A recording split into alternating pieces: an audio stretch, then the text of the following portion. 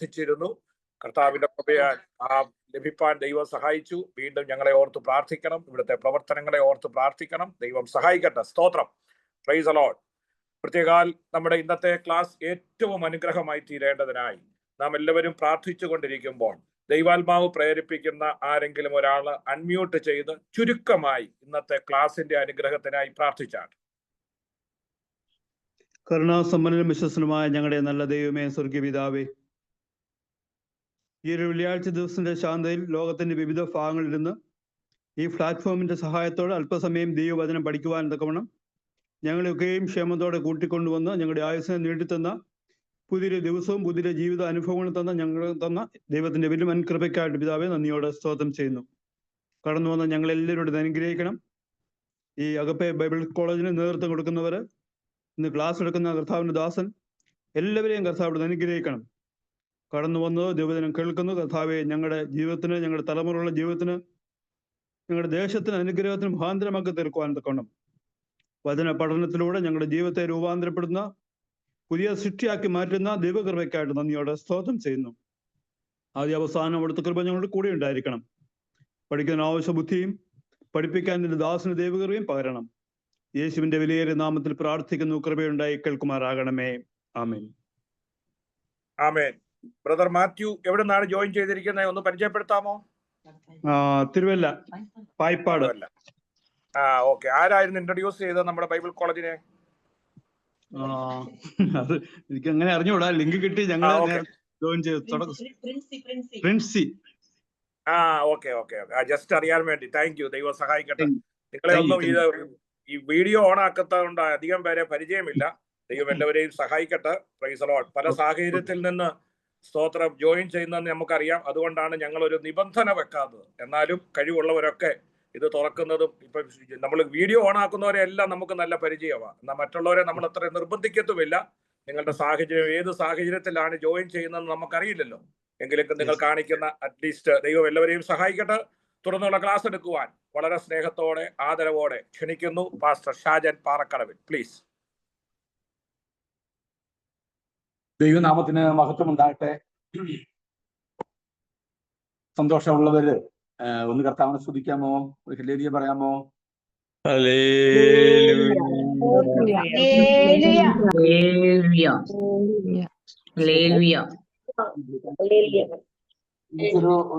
ഉള്ളത് എന്റെ മുമ്പിൽ. Okay, thank you. കുറെ ആളുകൾ, കുറെ പ്രായമുള്ള നമ്മുടെ അച്ഛന്മാരും ആന്റിമാരൊക്കെ ഈ വീഡിയോ ഒക്കെ തുറന്ന് നിങ്ങൾക്ക് അതിനുള്ള രാജ്യം അർപ്പിച്ച പോലെ സാഹചര്യം അനുവദിക്കുന്നുവെങ്കിൽ ദയവായി നിങ്ങളുടെ ആ വീഡിയോ ഒക്കെ ഒന്ന് തുറക്കാമെങ്കിൽ നമുക്ക് അത് സന്തോഷമാണ്. നിങ്ങളെയൊക്കെ കണ്ട് നമുക്ക് ക്ലാസ് എടുക്കാമല്ലോ. ഈ ആളുകളെ മുഖാമുഖമായി കണ്ട് ക്ലാസ് എടുക്കുന്ന, അങ്ങനെ എടുത്ത് പരിചയമുള്ള ഞങ്ങൾ ഈ ഡിവൈസിലും ഇങ്ങനെയും നമുക്ക് ക്ലാസ് എടുക്കാം, കുഴപ്പമൊന്നുമില്ല. പക്ഷേ നിങ്ങൾക്ക് അത് സാഹചര്യം ഉണ്ടെങ്കിൽ അതൊന്ന് വീഡിയോ ഓണാക്കാൻ പറ്റുമെങ്കിൽ അത് സന്തോഷമാണ്. ലാലിച്ചൻ ഉറപ്പിച്ച പോലെ നിർബന്ധമല്ല. അതൊരു നിങ്ങളുടെ ഒരു നമ്മുടെ ക്ലാസ്സിനുള്ള ഒരു ആദരവായിട്ട് ഞാൻ അത് ഓർപ്പിക്കുന്നു. ദൈവം നമ്മെ സഹായിക്കട്ടെ. Okay, thank you very much. നമ്മൾ അപ്പോസ്തലനായ പൗലൂസിന്റെ ദൈവശാസ്ത്ര ചിന്തകളിൽ യേശു ക്രിസ്തുവിനെ സംബന്ധിച്ചുള്ള ദൈവശാസ്ത്ര ചിന്തകൾ, തൻ്റെ ചിന്തകൾ എന്തൊക്കെയാണ് എന്നാണ് നമ്മൾ ചിന്തിച്ചുകൊണ്ടിരിക്കുന്നത്. അതിൽ ഒന്നാമത്തെ ഭാഗം, ആദ്യത്തെ ഒരു ഇൻട്രൊഡക്ഷൻ നിലയിൽ അതിനെ ചിന്തിച്ചത്, ഒന്ന്, തന്നെ സ്വാധീനിച്ചിട്ടുള്ള, പൗലൂസിനെ സ്വാധീനിച്ച പല ഘടകങ്ങളിൽ ക്രിസ്തുവിനെ അറിവാൻ, ക്രിസ്തു സന്ദേശം പ്രചരിപ്പിക്കുവാനും, ക്രിസ്തു എന്ന ആ ബോധ്യം മറ്റുള്ളവരെ പറഞ്ഞ് മനസ്സിലാക്കുവാനും, അതിനെക്കുറിച്ച് കൂടുതൽ എഴുതുവാനും, അത് നന്നായി പങ്കുവെക്കുവാനുമൊക്കെ തന്നെ പ്രേരിപ്പിച്ച പല ഘടകങ്ങളിൽ ഒന്നായിരുന്നു യവനായ ചിന്ത, 2 യഹൂദ ചിന്ത, 3 കെരിഗ്മ അഥവാ അപ്പോസ്തോലിക പ്രഭാഷണം, 4-മത്തത് നമ്മൾ ചിന്തിച്ചത് പൗലൂസിന്റെ മാനസാന്തരമാണ്. ഇനി തുടർന്ന് ഇന്ന് നമ്മൾ ചിന്തിക്കുന്നത്, ഒന്നാമത്തെ ഭാഗം ആദ്യമായി ചിന്തിക്കാൻ പോകുന്നത് ക്രിസ്തുവിന്റെ സ്വഭാവം. പൗലൂസിനെ സ്വാധീനിച്ച, തന്റെ ചിന്തകളെ സ്വാധീനിച്ച, അഥവാ പൗലൂസിന്റെ ദൈവശാസ്ത്ര ചിന്തകളിൽ ഏറ്റവും ക്രിസ്തുവിനെ സംബന്ധിച്ചുള്ള ദൈവശാസ്ത്ര ചിന്തകളിൽ തന്നെ സ്വാധീനിച്ച ഏറ്റവും പ്രധാനപ്പെട്ട കാര്യം ഒന്ന് ക്രിസ്തുവിന്റെ സ്വഭാവം, ദ നേച്ചർ ഓഫ് ഗാഡ് എന്നുള്ളതാണ്. എല്ലാ വാക്യങ്ങളും എടുത്തു വായിപ്പിക്കാൻ ഞാൻ സമയമെടുക്കുന്നില്ല, നോട്ടിൽ കൃത്യമായിട്ട് ഞങ്ങൾ തരുന്നതായിരിക്കും ഞാൻ. പിന്നെ ഞാൻ ഇതുമായിട്ട് ബന്ധപ്പെട്ട് ഫുട് നോട്ട് എഴുതത്തക്ക നിലയിൽ ചില കാര്യം കൂടി നമ്മളത് പറഞ്ഞു പോകും. ആ പറയുന്ന കാര്യങ്ങൾ ഒരുപക്ഷെ നോട്ടിൽ കൃത്യമായി കണ്ടില്ല എന്ന് വരും. അതുകൊണ്ട് തന്നെ നോട്ട് എഴുതുന്ന ആളുകൾ, ഞാൻ വീണ്ടും റിപ്പീറ്റ് ചെയ്ത് പതുക്കെ പറയാം, എഴുതുന്ന ആളുകൾ അതൊക്കെ ഒന്ന് എഴുതിയെടുക്കാമെങ്കിൽ നന്നായിരിക്കും എന്ന കാര്യം കൂടി ഓർപ്പിക്കുന്നു. ഓക്കെ, ഈ കൊലോസ്യ ലേഖനം 2-ാം അധ്യായം 9-ാം വാക്യം നമ്മൾ വായിക്കുമ്പോൾ യേശുക്രിസ്തുവിന്റെ ദിവ്യത അഥവാ രണ്ട് വ്യത്യസ്തമായ സ്വഭാവ വൈശിഷ്ട്യം നമുക്ക് കാണാൻ കഴിയും. ഒന്ന് human nature and the divine nature എന്ന് പറഞ്ഞാൽ തൻ്റെ മാനുഷികമായ സ്വഭാവവും, രണ്ട് തൻ്റെ ദൈവികമായ സ്വഭാവവും. ക്രിസ്തു സമ്പൂർണ്ണ മനുഷ്യനും സമ്പൂർണ്ണ ദൈവമായതുകൊണ്ട് തന്നെ തന്നിൽ കുടികൊണ്ടിട്ടുള്ള സ്വഭാവ വൈശിഷ്ട്യങ്ങളിൽ ഏറ്റവും പ്രധാനപ്പെട്ടത് രണ്ടാണ്. ഒന്ന് മാനുഷിക സ്വഭാവം, രണ്ട് ദൈവിക സ്വഭാവം. ഇനി കൊലോസ്യ ലേഖനം 2-ാം അധ്യായം 9-ാം വാക്യം നാം ഇങ്ങനെ വായിക്കുന്നു: അവനിലല്ലോ ദൈവത്തിന്റെ സർവസമ്പൂർണതയും ദേഹരൂപമായി വസിക്കുന്നത്. അവനിലല്ലോ ദൈവത്തിന്റെ ദേഹരൂപമായി വസിക്കുന്നത്. കൊലോസ്യർ 2:9. ഇത് ശ്രദ്ധിക്കുക, അവിടെ ഇംഗ്ലീഷിൽ ഇങ്ങനെ വായിക്കുന്നത്: the fullness of God head dwells bodies boldly. ഇത് ശ്രദ്ധിക്കുക, ഇതിനകത്ത് 3, 4, 5 പ്രധാനപ്പെട്ട മൂലപദങ്ങൾ പറഞ്ഞ് ഞാനിതൊന്ന് വിശദീകരിക്കാൻ ശ്രദ്ധിക്കുക. ഈ വാക്യം ഞാൻ പറഞ്ഞു, ക്രിസ്തുവിന്റെ രണ്ട് വ്യത്യസ്തമായ മുഖങ്ങൾ പൗലോസ് തന്റെ ലേഖനങ്ങളിലൂടെ പരിചയപ്പെടുത്തുന്നു. ഒന്ന് മാനുഷിക മുഖം, രണ്ട് ദൈവിക മുഖം. ഇതിൽ ഈ മാനുഷിക മുഖം രേഖപ്പെടുത്തുവാൻ വേണ്ടി അഥവാ ദൈവിക മുഖം രേഖപ്പെടുത്തുവാൻ വേണ്ടി തന്നെ സ്വാധീനിച്ച, താൻ വെളിപ്പെടുത്തുന്ന വാക്യം കൊലോസ്യ ലേഖനം 2-ാം അധ്യായം 9-ാം വാക്യം. ആ വാക്യത്തിന്റെ വിശദീകരണമാണ് ഞാൻ ഇനി പറയാൻ ആഗ്രഹിക്കുന്നത്. താങ്ക് യു സക്കറിയാസ് ബനൻസ്, താൻ അത് ഷെയർ ചെയ്തിട്ടുണ്ട്. ആ വാക്യം നിങ്ങൾക്കത് കാണാൻ കഴിയുമല്ലോ. ഓക്കെ, ശ്രദ്ധിക്കുക. The fullness of God dwells boldly. ഒന്ന് ദ ഫുൾനെസ് ഓഫ് ഡീറ്റി, ദൈവത്തിന്റെ പൂർണ്ണത. ഒന്നാമത് അതിന് ഉപയോഗിച്ച ഗ്രീക്ക് പദം തിയറ്റോസ് എന്ന പദമാണ്. THEOTES, തിയറ്റോസ്. തിയോസ് ഗോഡ്, THEOTES, തിയറ്റോസ് ദൈവം. അപ്പം ഒന്നാമത് ദ ഫുൾനെസ് ഓഫ് ഡീറ്റി. നമ്മൾ ആ വാക്യം വിശദീകരിക്കുമ്പോൾ ഒന്നാമത് നമ്മൾ അതിന്റെ ആ വാക്യത്തിന്റെ വിശദീകരണമാണ് ഞാൻ പറയുന്നത്. ദൈവത്തിന്റെ സമ്പൂർണത അഥവാ ദൈവം എന്ന് പറയുന്ന ആ സംജ്ഞയുടെ, ആ നാമത്തിന്റെ, സനാതനമായ ആ ധർമ്മത്തിന്റെ, ദൈവത്തിന്റെ സകല സമ്പൂർണതയും ദേഹരൂപമായി വസിക്കുന്നു. ദൈവത്തിന്റെ പൂർണ്ണതയാണ് അവിടെ കാണാൻ കഴിയുന്നത്. ഇത് ഒന്നാമത്തെ ഭാഗം നമ്മൾ ചിന്തിക്കുക, ഫുൾനെസ് ഓഫ് ഡീറ്റി, ദൈവത്തിന്റെ പൂർണ്ണത. ദൈവത്തിന്റെ പൂർണ്ണതയാണ് ക്രിസ്തുവിൽ നമ്മൾ കാണുന്നത്. അതിനുപയോഗിച്ചിരിക്കുന്ന പദം തിയറ്റോസ് എന്ന പദമാണ്. ദൈവത്തിന്റെ പൂർണ്ണത. ഇനി ശ്രദ്ധിക്കുക, അതിന്റെ ദൈവത്തിന്റെ ശാരീരിക രൂപത്തെ കുറിക്കുന്ന ഒരു ഗ്രീക്ക് പദം ഇതാണ്, സോമാസ്റ്റിക്ക. SOMASTIKA, സോമാസ്റ്റിക്ക. ഒന്നുകൂടെ പറയാം, സകല സമ്പൂർണതയും ദേഹരൂപമായി വസിക്കുന്നു, ശാരീരിക രൂപമായി. ബോൾഡി ഫോം എന്നതിന് ഉപയോഗിച്ചിരിക്കുന്ന ഗ്രീക്ക് പദം സോമാസ്റ്റിക്ക എന്ന പദമാണ്. SOMASTIKA. അതിന്റെ അർത്ഥം ക്രിസ്തുവിന്റെ മനുഷ്യ ശരീരത്തിൽ പ്രകടമാകുന്ന ദൈവത്തിന്റെ പൂർണ്ണമായ അവസ്ഥ അഥവാ സത്ത. ഇങ്ങനെ പറയാം, ക്രിസ്തുവിന്റെ മനുഷ്യ ശരീരത്തിൽ പ്രകടമാകുന്ന ദൈവത്തിന്റെ പൂർണ്ണമായ അവസ്ഥ അഥവാ സത്ത. മനസ്സിലാവുന്നു എന്ന് വിചാരിക്കുന്നു. അപ്പം സകല സമ്പൂർണതയും ദേഹരൂപമായി വസിക്കുക എന്നർത്ഥം സോമാസ്റ്റിക്ക എന്ന പദമാണ് ഇതിന്റെ ഗ്രീക്കിൽ ഉപയോഗിച്ചിരിക്കുന്നത്. ഇതിന്റെ അർത്ഥം ക്രിസ്തുവിന്റെ മനുഷ്യ ശരീരത്തിൽ പ്രകടമാകുന്ന മനുഷ്യന്റെ ദൈവത്തിന്റെ പൂർണ്ണ രൂപം. നമുക്കറിയാം, അതുകൊണ്ടാണ് താൻ സമ്പൂർണ്ണ മനുഷ്യനായി ഈ ഭൂമിയിൽ ജീവിക്കുമ്പോൾ തന്നെ താൻ ചെയ്യുന്ന അത്ഭുതങ്ങളിലൂടെയും അടയാളങ്ങളിലൂടെയും വീര്യപ്രവർത്തികളിലൂടെയും താൻ എവിടെയൊക്കെ ഒരു അമാനുഷികമായ ഭാവപ്രകടനങ്ങൾ തന്നിൽ പ്രത്യക്ഷമായിട്ടുണ്ടോ അവിടെയൊക്കെ ദൈവികമായ സത്ത തന്നിൽ കുടികൊള്ളുന്നു എന്നുള്ള വെളിപ്പെടുത്തലുകളാണ് നമുക്ക് കാണാൻ കഴിയുക. അവനിലല്ലോ സകല സമ്പൂർണതയും ദേഹരൂപമായി എന്ന് പറഞ്ഞാൽ ദൈവം തന്റെ ക്രിസ്തുവിൽ സമ്പൂർണമായ ദൈവത്തിന്റെ ആ അവസ്ഥാവിശേഷം സമ്പൂർണമായി അവൻ അടങ്ങിയിരിക്കുന്നു എന്ന വെളിപ്പെടുത്തലാണ് ഇവിടെ കാണാൻ കഴിയുക. ഇനി ദൈവത്തിൽ നമ്മളെ വായിക്കുന്നത് ഇങ്ങനെയാണ്: സമ്പൂർണത, പൂർണത അഥവാ സമ്പൂർണത എന്ന വാക്കിന് പ്ലൊറോമ എന്ന വാക്ക് ഉപയോഗിച്ച്, പ്ലൊറോമ, PLOROMA, പ്ലൊറോമ. ഇത് നോട്ടിൽ ഒരുപക്ഷെ കാണത്തില്ല, നിങ്ങൾ ഈ നോട്ടൊന്ന് എഴുതുന്നതിൽ സന്തോഷമുണ്ട്.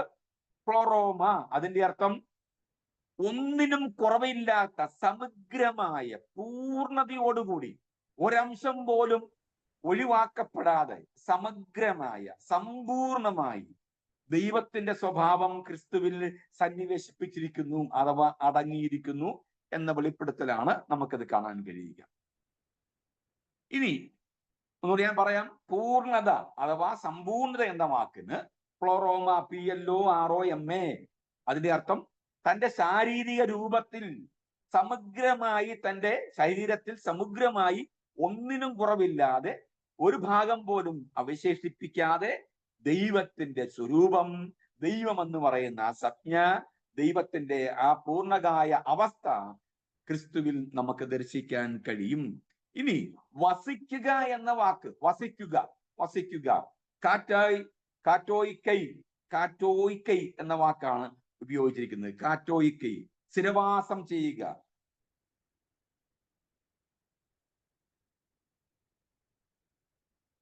KATTOI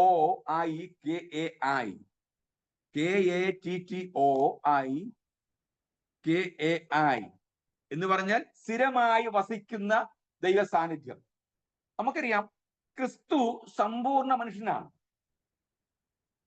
അതുകൊണ്ട് തന്നെ തൻ്റെ എല്ലായ്പ്പോഴും ഒരു ദൈവികമായ ഭാവത്തിലോ ദൈവികമായ പ്രത്യക്ഷമായ പ്രകടനം നടത്തുകയോ ചെയ്യുന്നില്ല. ക്രിസ്തുവിൽ തൻ്റെ സഹോദരന്മാരോടൊപ്പം വസിക്കുമ്പോൾ, തൻ്റെ കുടുംബാംഗങ്ങളോടൊപ്പം വസിക്കുമ്പോൾ, തൻ്റെ ശിഷ്യന്മാരോടൊപ്പം വസിക്കുമ്പോൾ, താനെന്ന് പറയുന്ന വ്യക്തി ലോകത്തിൽ സഞ്ചരിക്കുമ്പോൾ ഒക്കെ താൻ മാനുഷികമായ ഭാവപ്രകടനങ്ങൾ എപ്പോഴൊക്കെ നടത്തിയിട്ടുണ്ടോ അവിടെയൊക്കെ ദൈവമെന്ന് പറയുന്ന ആ സത്ത അഥവാ അംശം മാറി നിൽക്കുകയല്ലായിരുന്നു, മറിച്ച് അതോടൊപ്പം തന്നെ ദൈവത്തോടൊപ്പം വസിക്കുന്നതായിട്ട് നമുക്ക് കാണാൻ കഴിയും. സ്ഥിരവാസം ചെയ്യുക, വന്നും പോയി നിൽക്കുന്ന ഒരു അവസ്ഥയല്ല, വന്നും പോയി നിൽക്കുക.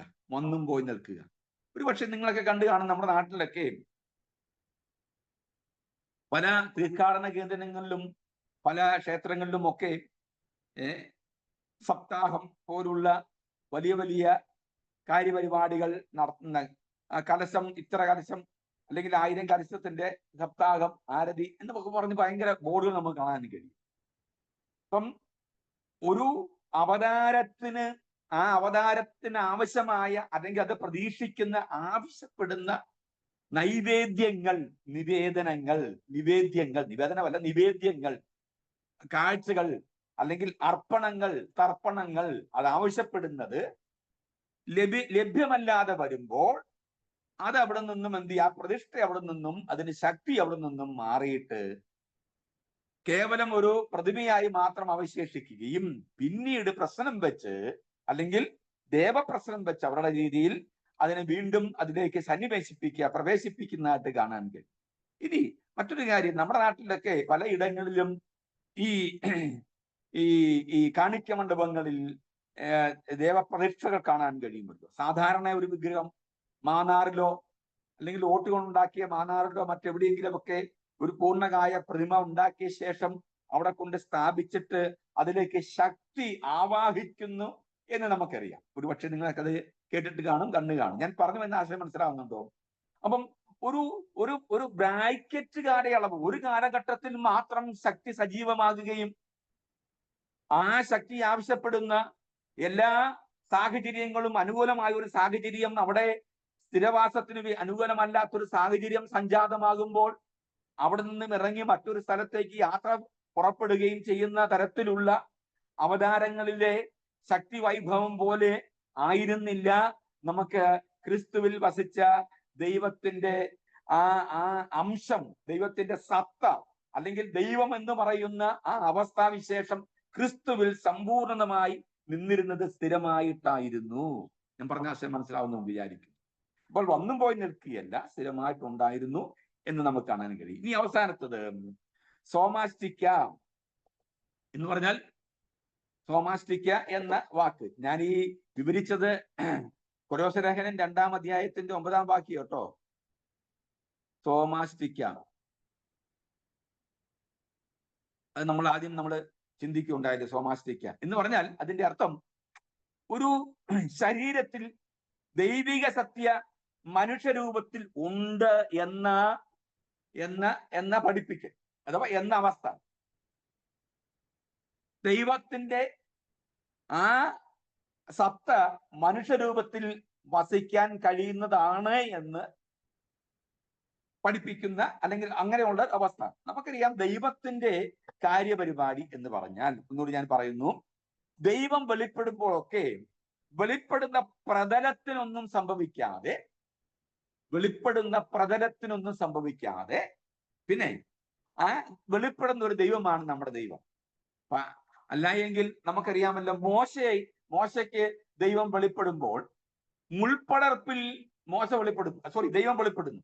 പക്ഷേ മുൾപ്പടർപ്പ് എന്ത് ചെയ്യുക? കത്തുന്നു. അതേ എന്ത് ചെയ്യുന്നില്ല? വെന്തു പോകുന്നില്ല. ആലോചിച്ച് നോക്കിയേ, മുൾപ്പടർപ്പ് കത്തുന്നു, പക്ഷേ മുൾപ്പടർപ്പ് വെന്ത് പോകുന്നില്ല. ഞാൻ പറഞ്ഞ ആശയം മനസ്സിലാവുന്നു എന്ന് വിചാരിക്കുന്നു. അപ്പം ഒരു മനുഷ്യ ശരീരത്തിൽ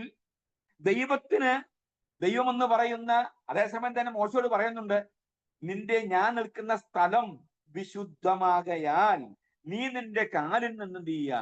ചെരുപ്പ് അഴിച്ച് താഴെ ഉപേക്ഷിച്ച ശേഷം വേണം മുകളിലേക്ക്, എന്റെ അടുക്കിലേക്ക് കയറി വരുവാൻ. ഇനി ഞാൻ ഇന്ന ദിവസം വെളിപ്പെടും, അല്ലെങ്കിൽ പർവ്വതത്തിൽ ഇറങ്ങി വരും. ആ സമയത്ത് കന്നുകാലികളോ മൃഗങ്ങളോ പക്ഷികളോ അബദ്ധവശാൽ പോലും, നിങ്ങൾക്ക് ഉടമസ്ഥാവകാശം ഉള്ളത്, അബദ്ധവശാൽ പോലും പർവ്വതത്തിൽ തൊടാൻ പാടില്ല. തൊട്ടാൽ അതിന് ഫലമുണ്ടാകും, അല്ലെങ്കിൽ അതിന്റെ ഒരു പ്രതികൂലമായിട്ട് ബാധിക്കാൻ സാധ്യതയുണ്ട് എന്നും വെളിപ്പെടുത്തും. ഞാൻ ശ്രദ്ധിച്ചേ, ഞാൻ പറഞ്ഞ ആശയം മനസ്സിലാവുന്നുണ്ടോ? അപ്പൊ ദൈവം ഒരു വ്യക്തിയുടെ ഉള്ളിൽ വസിക്കുക എന്ന് പറയുമ്പോൾ തന്നെ അടുത്തുകൂടാത്ത വെളിച്ചത്തിൽ വസിക്കുന്നവൻ, ദഹിപ്പിക്കുക അഗ്നിജാലിക്കുത്ത കണ്ണുള്ളവൻ, അല്ലെങ്കിൽ മാറത്ത് പൊങ്കച്ച കെട്ടിയവൻ എന്നൊക്കെ വിശദീകരണമുള്ള, എന്ന് പറഞ്ഞാൽ ആർക്കും അടുത്തുകൂടാൻ കഴിയാത്ത ഒരു ദൈവികമായിരിക്കുന്ന ഭാവമുള്ളവൻ, അത്രത്തോളം വീര്യമുള്ളവൻ, അത്രത്തോളം ശക്തിയുള്ളവൻ, സകലത്തെയും ഉളവാക്കിയവൻ ഒരു മനുഷ്യ ശരീരത്തിൽ കുടികൊള്ളാൻ തയ്യാറാകുന്നു എന്ന് പഠിപ്പിക്കുക. ശ്രദ്ധിച്ചേ, ഇതാണ് സോമാസ്റ്റിക്ക എന്ന വാക്കുകൊണ്ട് അർത്ഥമാക്കുന്നത്. ഇനി ശ്രദ്ധിക്കുക, നമ്മളെ സംബന്ധിച്ചിടത്തോളം നമ്മളൊക്കെ ദൈവം വസിക്കുന്ന ആലയങ്ങളാണ്, അല്ലേ? ദൈവം വസിക്കുന്ന ആലയങ്ങളാണ്. എന്റെ ഉള്ളിലേക്ക് ഈ ദൈവത്തിൽ നിന്ന് ചുരുങ്ങാൻ കഴിയുക എന്ന് അവസ്ഥ ആലോചിച്ച് നോക്കിയ, ദൈവം എന്നിലേക്ക് ഇങ്ങ് ചുരുങ്ങുക, ദൈവം എന്നിലേക്ക് ഇങ്ങ് പതുങ്ങുക, ദൈവം എന്നിലേക്ക് ഇങ്ങ് ഒതുങ്ങുക, ദൈവം എന്നിലേക്ക് അങ്ങ് ഞാനുമായിട്ട് സാരസപ്പെടുക, ഒന്നായി തീരാനുള്ള ശ്രമം നടത്തുക. ആലോചിച്ച് എത്ര മഹനീയമായ, എത്ര മഹത്വരമായ അവസ്ഥാവിശേഷമാണ്. നമ്മളൊക്കെ മനസ്സിലാക്കേണ്ട ഏറ്റവും പ്രധാനപ്പെട്ട കാര്യവും അത് തന്നെയാണ്.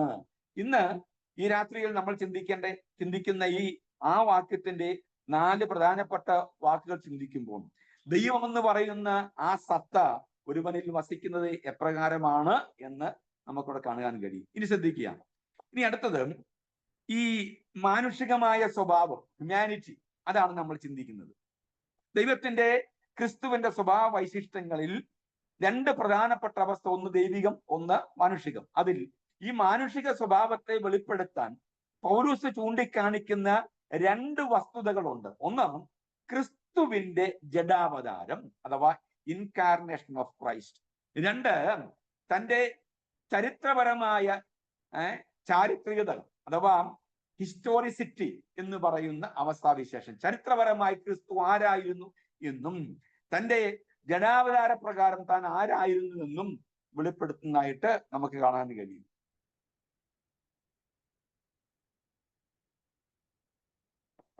എന്താ ഈ ഇൻകാർണേഷൻ അഥവാ അവതാരങ്ങൾ, ജഡാവതാരം അഥവാ അവതാരം എന്ന് പറയുന്നു? പൊതുവെ നമ്മൾ അവതാരങ്ങൾ എന്ന് വിവക്ഷിക്കുന്നത്, ചിന്തിക്കുന്നത് നന്മയെ സംരക്ഷിക്കുവാനും തിന്മയെ തോൽപ്പിക്കുവാൻ, നിഗ്രഹിക്കുവാൻ വേണ്ടി ദൈവം തന്നെ ഒരു സ്വരൂപം സ്വീകരിക്കുന്നതിനെയാണ് വാസ്തവത്തിൽ അവതാരങ്ങൾ എന്ന് പറയുക. അല്ലേ? മത്സ്യം കൂർമ്മം വരാഹം, അല്ലെ? മത്സ്യം കൂർമ്മം വാരാഹം രാമോ രാമച്ച കൽക്കി ജനാർദ്ദന എന്ന് പറയുന്ന അവതാരങ്ങൾ, അല്ലെ? ഒരു പക്ഷെ നിങ്ങൾ കേട്ടിരുന്നു, പഠിച്ചിരിക്കും നമ്മളൊക്കെ. 10 അവതാരം, ഹൈന്ദവ വിശ്വാസപ്രകാരം 10 അവതാരങ്ങൾ, അല്ലെ? എന്ന് പറഞ്ഞാൽ വിഷ്ണു അഥവാ ദൈവത്തിന്റെ സൃഷ്ടി സംഹാരമൂർത്തി, ഇവരുടെ ഓരോ കാലഘട്ടങ്ങളിൽ നന്മയെ സംരക്ഷിക്കുവാൻ വേണ്ടി തിന്മയുടെ രൂപം എന്ത് ചെയ്യാ, ഒരു പ്രത്യേക രൂപത്തിലേക്ക് പ്രവേശിച്ചിട്ട് ഉദയം ചെയ്യുന്ന അവസ്ഥാവിശേഷമാണ് വാസ്തവത്തിൽ അവതാരം എന്ന് പറയുക. അതിന്റെ മൂലപദത്തിൽ ഉപയോഗിച്ചൊരു പദം ഉണ്ട്, സാർക്കോത്തൻഡ. സാർക്കോത്തൻഡ എന്ന് പറഞ്ഞാൽ മെയ്ഡ് ഫ്ലഷ്, ജഡമായി തീരുന്ന അവസ്ഥ. ദൈവം വ്യക്തിയിലോ രൂപത്തിലോ ഒരു ദേവതയുടെയോ ആത്മാവിന്റെയോ രൂപത്തിൽ പ്രവേശിക്കുന്ന അവസ്ഥ.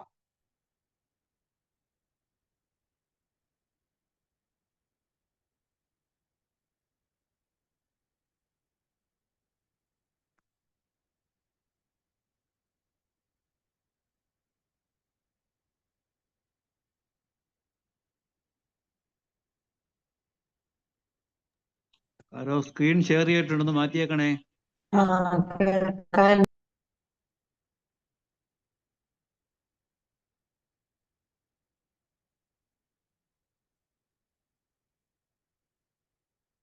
ഒന്ന്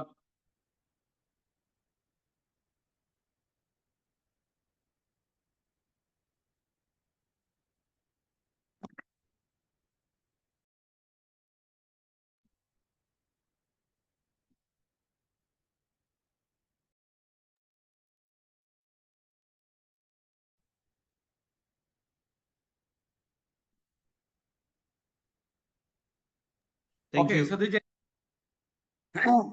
എന്ന് പറഞ്ഞാൽ നമ്മൾ ചിന്തിക്കുന്നത് അവതാരം, ഞാൻ ഈ പറഞ്ഞ മനസ്സിലാകുന്നുണ്ടോ? ശ്രോത്രം പറഞ്ഞ് മനസ്സിലാകുന്നവരൊക്കെ ഒന്ന് okay okay okay okay okay. അപ്പം അവതാരങ്ങൾ എന്ന് പറയുക, പൊതുവിൽ പറഞ്ഞാൽ നന്മയെ സംരക്ഷിക്കുവാൻ വേണ്ടി തിന്മയെ നിഗ്രഹിക്കുവാൻ വേണ്ടി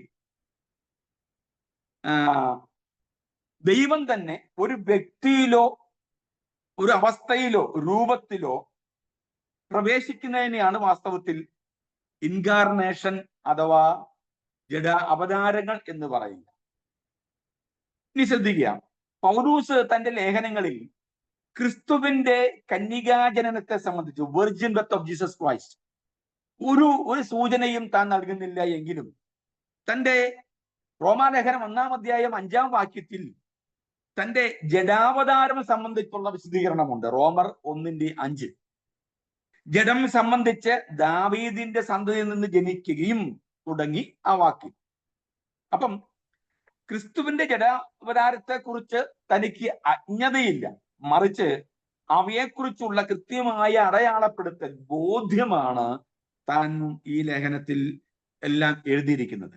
നമ്മൾ ചിന്തിച്ചു വരുന്നത് പൗലൂസിന്റെ ദൈവശാസ്ത്ര ചിന്തകളിൽ തന്നെ സ്വാധീനിച്ച ക്രിസ്തുവിന്റെ ചിന്തകളിൽ പ്രധാനപ്പെട്ട ക്രിസ്തുവിന്റെ സ്വഭാവ വൈശിഷ്ട്യം, അതിൽ രണ്ടെണ്ണത്തിൽ ഒന്നാമത്തത് മാനുഷിക സ്വഭാവം, അതിൽ 2 ഉണ്ട്. അതിൽ 1-ാമത്തെ ഭാഗമാണ് നമ്മൾ ചിന്തിക്കുന്നത്.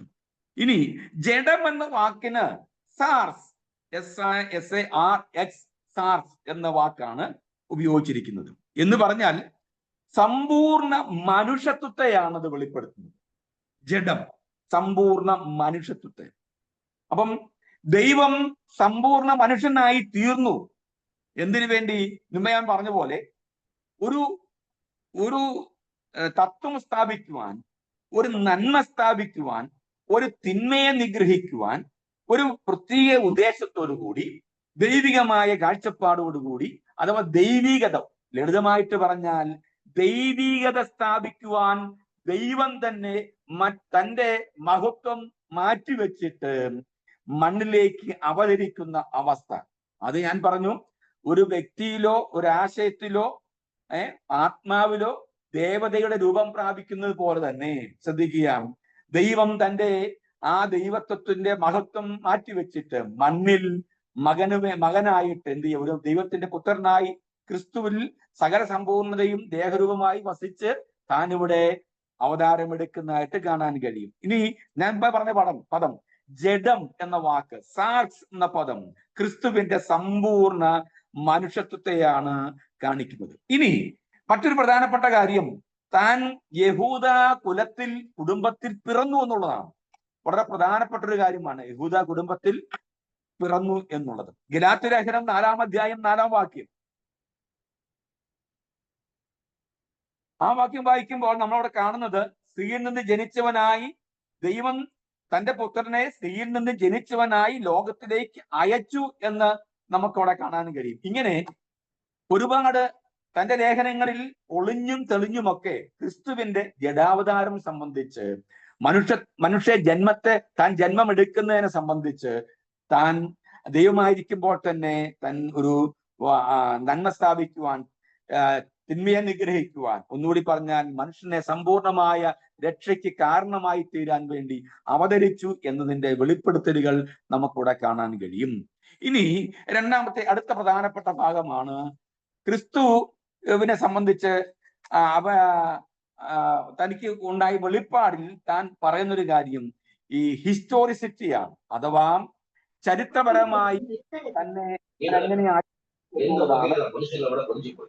இவ்வளவு விட வந்து நல்லா வச்சு பார்த்து பேசுறேன். அவன் அடுத்த ஏதோ பேசிட்டாங்க, நீ கேட்டீங்க. அவரை குறுக்க பேச வேண்டாம். ஆமா, இவருக்கு சமைக்க கூட தெரியாது. நான் 25 மணில சமைக்கிறேன், 32 மணில நல்ல நீ படி தூங்க வைப்பேன். ഷൈജ, ദിലീപ്, വീഡിയോ ഒന്ന് ഓഫ് ചെയ്യണേ, ഓഡിയോ ഒന്ന് ഓഫ് ചെയ്യണേ. Okay, thank you. ശ്രദ്ധിച്ചേ, എന്താ ചരിത്രം? ഇത് മുഴുവൻ പോരാട്ടമാണല്ലോ, മൊത്തം പോരാട്ടമാണല്ലോ. ശ്രദ്ധിച്ചേ, ഇനി എന്താ ചരിത്രം എന്ന് പറഞ്ഞ എന്താ? ചരിത്രം ക്രിസ്തു ചരിത്രത്തിൽ നമ്മളെല്ലാം പ്രസംഗിക്കുന്ന എല്ലാവരും പ്രസംഗം കേട്ടിട്ടില്ലേ? ക്രിസ്തു ചരിത്രത്തെ AD എന്നും BC എന്നും രണ്ടായി തിരിച്ച് ചരിത്രത്തിൽ ചരിക്കുകയും ചരിത്രത്തെ ചലിപ്പിക്കുകയും ചരിത്രത്തെ രണ്ടായി വിഭാഗിച്ച് ചരിത്രത്തെ തിരുത്തി കുറിച്ച്, അല്ലെ? നിങ്ങൾക്ക് എത്ര വാക്കാണ് നമ്മൾ കേട്ടിരിക്കുന്നത്. ഇനി എന്താ ചരിത്രം എന്ന് പറഞ്ഞാൽ എന്താ? ഹിസ്റ്ററി. ലളിതമായിട്ട് പറഞ്ഞാൽ ഹിസ്റ്ററി മീൻസ് ഹിസ് സ്റ്റോറി. അതാ ചരിത്രം, അവന്റെ ചരിത്രമാണ് ചരിത്രം. എന്നാൽ നമുക്ക് ഈ പഠനത്തിന് കുറച്ചും കൂടി അറിവുണ്ടാകാൻ വേണ്ടി, അല്ലെങ്കിൽ ഇതിന്റെ ഒരു ഇൻട്രൊഡക്ഷൻ നിലയിൽ ഈ ചരിത്രം എന്ന് പറഞ്ഞ എന്താ എന്നത് ഒന്ന് പെട്ടെന്ന് പറഞ്ഞ് ഞാൻ അവതരിക്കും.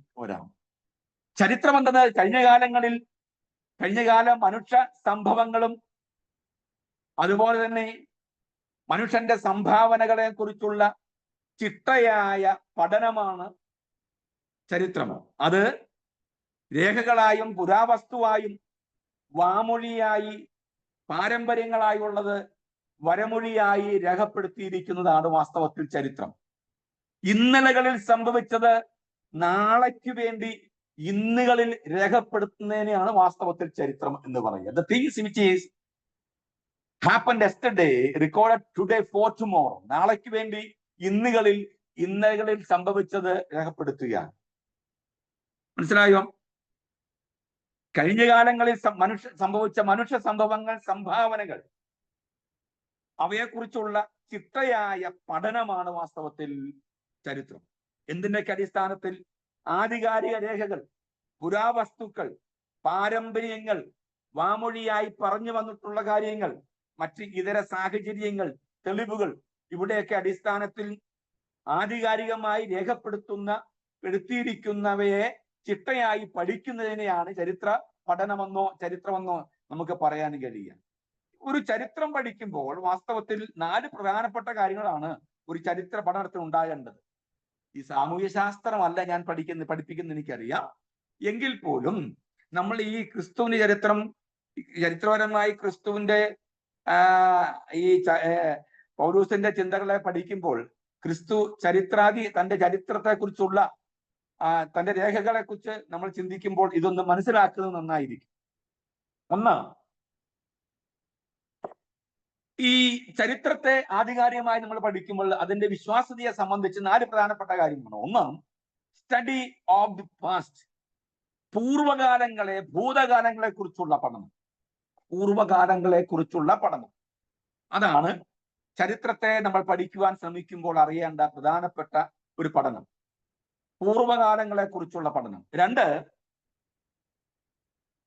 കാലക്രമേണ ഉണ്ടായ മാറ്റങ്ങൾ, എവിഡൻസ് ബേസ് എന്ന് പറഞ്ഞാൽ ഈ തെളിവുകളുടെ അടിസ്ഥാനത്തിൽ ഉണ്ടായ മാറ്റങ്ങൾ, കാലക്രമേണ വന്നിട്ടുള്ള മാറ്റങ്ങൾ.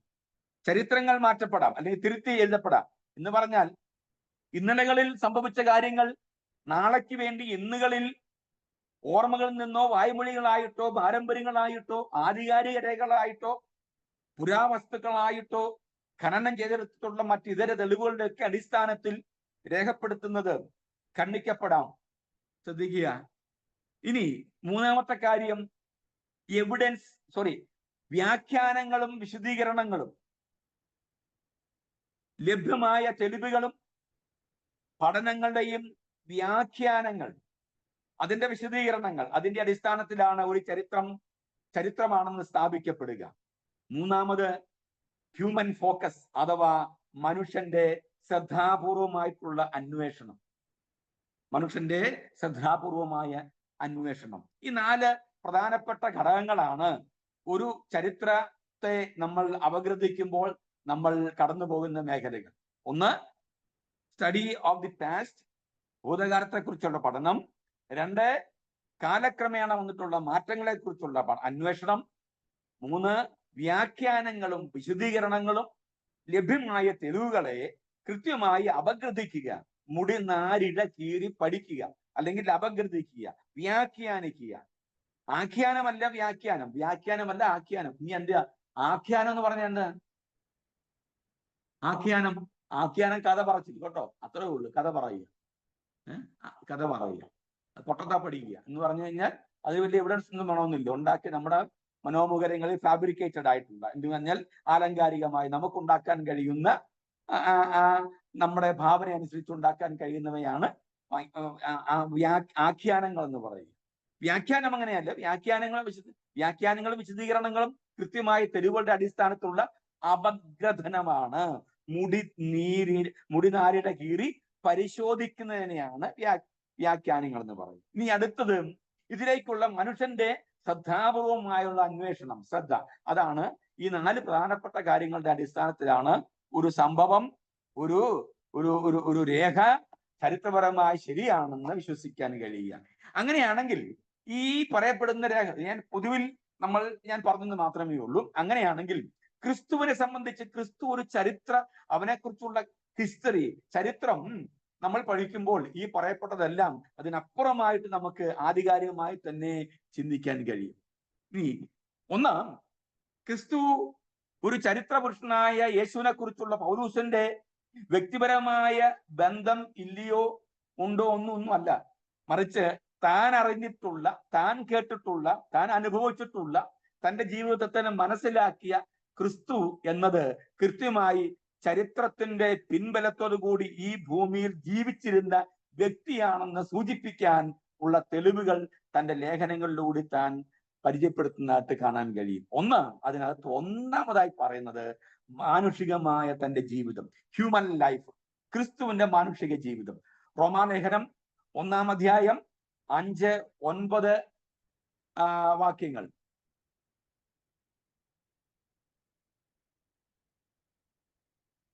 റോമാലേഖനം 5:15.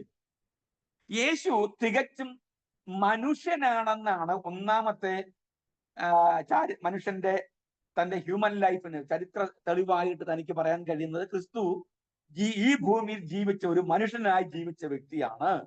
റോമാലേഖനം 5:15. ഇനി അതിനുള്ള ആധികാരിക തെളിവ് എല്ലാ ഭൂമിയിൽ ജനിച്ചിട്ടുള്ള സകല ഗോത്രങ്ങൾക്കും സകല മനുഷ്യനും തനിക്കൊരു ഗോത്രമുണ്ടാകും, വംശമുണ്ടാകും, ഒരു ജാതി ഉണ്ടാകും, ഒരു രാഷ്ട്രമുണ്ടാകും, ഒരു സമൂഹത്തിന്റെ ഭാഗമായിരിക്കും മനുഷ്യൻ. ഇനി ഇവിടെ ജാതിയും മതവും ഗോത്രവും വർഗവും വർണ്ണവും ഒന്നും ഇല്ല എന്നൊക്കെ പറഞ്ഞാൽ പോലും കൃത്യമായി എല്ലാ മനുഷ്യന്റെയും എല്ലാ വ്യക്തിയുടെയും ഈ ചരിത്രം രേഖപ്പെടുത്തുമ്പോൾ ഇന്ന ഗോത്രത്തിൽ ഇന്ന കുടുംബത്തിൽ എന്ന് നമുക്ക് കാണാൻ കഴിയും. അപ്പം ക്രിസ്തു തികച്ചും മനുഷ്യനാണെന്ന് റോമാലേഖനം 5:15 വാക്യത്തിൽ എഴുതിക്കൊണ്ടേ. പിന്നെ അതിന് തെളിവായിട്ട് ദാവീദിന്റെ വംശത്തിൽ താൻ ഉള്ളവനാണെന്ന് റോമാലേഖനം 1:5-9 വാക്യങ്ങളിലൂടെ കാണാൻ കഴിയും. ഇനി സ്ത്രീയുടെ സന്തതിയായി പിറന്നവനും തനിക്ക് സഹോദരന്മാർ ഉണ്ടായിരുന്നവനും അതുപോലെ അതിൽ ഒരുവനായിരുന്നു യാക്കോബെന്നും നമുക്ക് കാണാൻ കഴിയും. തന്റെ മാനുഷികമായ ആ ജീനിയോളജി, തന്റെ വംശപാരമ്പര്യം വെളിപ്പെടുത്തുവാനും താൻ ഈ ഭൂമി ജീവിച്ച ഒരു വ്യക്തിയായിരുന്നു, മനുഷ്യകുലത്തിൽ പിറന്നവനായിരുന്നു, ചരിത്രപരമായി താൻ ഇവിടെ ജീവിച്ച വ്യക്തിയാണെന്ന് അതിനുള്ള തെളിവായിട്ട് പൗലോസ് മുൻപോട്ട് വെക്കുന്നത് താനൊരു സ്ത്രീയുടെ സന്തതിയായി പിറന്നു, തനിക്ക് സഹോദരന്മാരുണ്ടായിരുന്നു, യാക്കോബ് തുടങ്ങിയ ആളുകൾ തന്റെ സഹോദരന്മാരായിരുന്നു. ഗലാത്യലേഖനം 1:19 എന്ന് പൗലോസ് സമർത്ഥിക്കുന്നു. ഇനി 1 കൊരിന്ത്യർ 15:5 നാം വായിക്കുമ്പോൾ തനിക്ക് 12 ശിഷ്യന്മാരുണ്ടായിരുന്നതായിട്ട് കാണാൻ കഴിയും. തന്നോടൊപ്പം അനുധാവനം ചെയ്യാൻ 12 ശിഷ്യന്മാരെ താൻ ചേർത്ത് വെക്കുന്നു എന്നുള്ളതാണ്. ശ്രദ്ധിക്കുക പ്രിയമുള്ളവരെ, ലോകത്തിന്റെ എല്ലാ ചരിത്രങ്ങളും ചമയ്ക്കപ്പെട്ടിരിക്കുന്നത് ഒന്നെങ്കിൽ ഒരു നഗരത്തെക്കുറിച്ചോ ഒരു നാഗരികതയെക്കുറിച്ചോ ഒരു സംസ്കാരത്തെക്കുറിച്ചോ ഒരു ഭാഷയെക്കുറിച്ചോ ഒരു വംശത്തെക്കുറിച്ചോ ഒരു വലിയ ഭൂഖണ്ഡത്തെക്കുറിച്ചോ അതിനപ്പുറമായി ഒരു വ്യക്തിയെക്കുറിച്ചോ ഒക്കെ ആയിരിക്കും. പ്രത്യേകിച്ച് വ്യക്തികളെ സംബന്ധിച്ചുള്ള ആധികാരിക ചരിത്രരേഖയായി രേഖപ്പെടുത്തുമ്പോൾ ആ വ്യക്തി ഈ ഭൂമിയിൽ ജീവിച്ചിരുന്നു എന്നതിന്റെ ആധികാരിക തെളിവുകൾ ധാരാളം കൊണ്ടുവരും. ഇനി ചരിത്രം കൃത്യമായി അടയാളപ്പെടുത്തുന്ന ആളുകൾ ചരിത്രത്തിൽ നന്നായി ഇടപെട്ട ആളുകളായിരിക്കും. രാവിലെ എഴുന്നേൽക്കുന്നു, രാവിലത്തെ ഭക്ഷണം കഴിക്കുന്നു, ജോലി ചെയ്യുന്നു, ഉച്ചയ്ക്കത്തെ ഭക്ഷണം കഴിക്കുന്നു, ഭക്ഷണം കഴിക്കുക, ജോലി ചെയ്യുക, ജീവിക്കുക, പിന്നെ എന്ത് ചെയ്യുക, സമൂഹത്തിനോ സഹജീവികൾക്ക് പോലും ഒരു നന്മയോ അല്ലെങ്കിൽ ഒരു സംഭാവനയോ നൽകാത്ത ആളുകളുടെ ചരിത്രം നമ്മൾ ആരും കേട്ടിട്ടുമില്ല, പഠിച്ചിട്ടുമില്ല. അതുകൊണ്ട് ഈ ജീവിച്ചിരിക്കുമ്പോൾ ചത്തു കഴിയുമ്പം 10 പേരുടെ മനസ്സിലെങ്കിലും നമ്മൾ ഉണ്ടാകണമെങ്കിൽ ജീവിച്ചിരിക്കുമ്പോൾ എന്തെങ്കിലും എന്ത് ചെയ്യണം. ഒന്നുമല്ലേലും നമ്മളൊന്ന് ചുമ്മാ ഒന്ന് ചിരിച്ചെങ്കിലും കാണിക്കണം. ഒന്നുമില്ലെങ്കിലും നമ്മൾ ചിരിച്ചെങ്കിലും ഒരു സുവിശേഷകരെ സംബന്ധിച്ചിടത്തോളം ഒരു മയിൽക്കുറ്റി കണ്ടാൽ ചിരിക്കണം എന്ന് പറഞ്ഞാൽ, രാവിലെ നമ്മൾ ഇങ്ങനെ ജോലിക്ക് പോകുമ്പോൾ അല്ലെങ്കിൽ വെറുതെ നടക്കാൻ പോകുമ്പോൾ എപ്പോഴാണ് നമ്മളിങ്ങനെ പോകുമ്പോൾ നമ്മുടെ എതിരെ വരുന്ന ആളെ ടെൻഷൻ അടിച്ച് വരുമ്പോൾ നമ്മൾ ചുമ്മാ ചിരിച്ചു കാണിച്ചു. അപ്പം ആ പുള്ളി ചോദിക്കട്ടെ, ഇവനേടാ പുള്ളി മനസ്സിൽ ഏതെങ്കിലും ഒരു ഭാഷ പറഞ്ഞോളൂ നമ്മളെ കുറിച്ച്. എനിക്ക് ഇത്രയും ടെൻഷൻ അടിച്ച് ഞാൻ വരുമ്പം എന്നെ നോക്കി ചിരിക്കാൻ ഇവനാരാ എന്ന് അദ്ദേഹം നമ്മളെ കുറിച്ച് ഓർത്തിട്ടുണ്ടെങ്കിൽ ഒരു ചുരുങ്ങിയ സമയം കൊണ്ട് എന്ത് ചെയ്യും, അദ്ദേഹത്തിന്റെ ടെൻഷൻ മാറിക്കും. ആ വിചാരത്തിൽ നിന്ന് എന്ത് ചെയ്യും, മാറിയിട്ട് നമ്മളെ കുറിച്ച് ചിന്തിച്ചോളൂ. ഞാൻ പറഞ്ഞ ആശയം മനസ്സിലായോ? നമ്മളെ എതിർപ്പെടുന്ന ആളുകൾ നമ്മളൊന്ന് ചിരിച്ചു ചിന്തിക്കുമ്പോൾ, നമ്മളൊന്ന് നന്നായി ഒരു ഗുഡ് മോർണിംഗ് പറയുമ്പോൾ, ഹായ് എന്ന് പറയുമ്പോൾ, എന്തെന്ന് വിശേഷം, ഒരു കുശലാന്വേഷണം നടത്തുമ്പോൾ അതുവരെ തന്റെ മനസ്സിൽ വിങ്ങിപ്പൊട്ടി ആരോടെങ്കിലും പങ്കുവെക്കണം, പക തീർക്കണം എന്നുള്ള ചിന്തയിൽ വരുന്ന ആളുകൾ ഒരു നിമിഷമെങ്കിലും നമ്മോടുള്ള ആ സംഭാഷണ മധ്യേ അവർ ചിന്തിച്ചു വന്നത് മറന്നു പൊക്കോളൂ. അതുകൊണ്ട് സുവിശേഷകരായ നമ്മൾ ചുമ്മാ ആണെങ്കിലും എന്ത് ചെയ്യണം, ഒന്ന് ചിരിച്ച് കാണിക്കണം. എല്ലാവരും ചിരിച്ചു കാണിച്ചേ, എന്നെ ഒന്ന് ചിരിച്ചു കാണിച്ചേ. നന്നായിട്ട് ചിരിക്കേ. Okay, thank you. അപ്പൊ നമ്മളിങ്ങനെ, ഞാൻ പറഞ്ഞ താല്പര്യം മനസ്സിലായോ? ഈ സമൂഹത്തിന് എന്തെങ്കിലുമൊക്കെ സംഭാവനകൾ നൽകിയിട്ടുള്ള ആളുകൾ. സംഭാവന എന്ന് പറഞ്ഞാൽ ശരീരം കൊണ്ടോ ശാരീരം കൊണ്ടോ, ശരീരം ശബ്ദം, ശരീരം കൊണ്ടോ പിന്നെ നമ്മുടെ കായബലം കൊണ്ടോ കായിക ശേഷി കൊണ്ടോ നമ്മൾ എന്തെങ്കിലുമൊക്കെ ചരിത്രത്തിൽ സമൂഹത്തിൽ അടയാളപ്പെടുത്തിയിട്ടുണ്ടെങ്കിൽ നാളുകളിൽ അത് ഓർമ്മകളുടെ സ്തംഭങ്ങളായി മാറും. അങ്ങനെയാണെങ്കിൽ നമ്മളൊക്കെ നാളുകളിൽ ആരുടെയെങ്കിലും മനസ്സിൽ ജീവിക്കണമെങ്കിൽ, ഓർമ്മകളായി ജീവിക്കണമെങ്കിൽ, നമ്മൾ ഇന്നുകളിൽ ജീവിച്ചിരിക്കുമ്പോൾ എന്തെങ്കിലുമൊക്കെ അടയാളപ്പെടുത്താൻ, നന്മകൾ ചെയ്യാൻ നമ്മൾ തയ്യാറാണ്. നമ്മൾ എന്തെങ്കിലുമൊക്കെ സംഭാവനകൾ, നമ്മളാരും കഴിവില്ലാത്ത ആളുകളല്ല, നമ്മൾ ആരും കഴിവില്ലാത്ത ആളുകൾ. മനസ്സിലായോ? കഴിവില്ലാത്ത കാര്യങ്ങളുണ്ടോ ഇവിടെ? ഒരു മനുഷ്യനില്ല, എല്ലാവരും കഴിവുള്ള ആളുകൾ. ഒന്നും അല്ലേലും ഈ നുണ പറയാനെങ്കിലും കഴിവ് നമുക്കുണ്ട് ഇല്ലേ?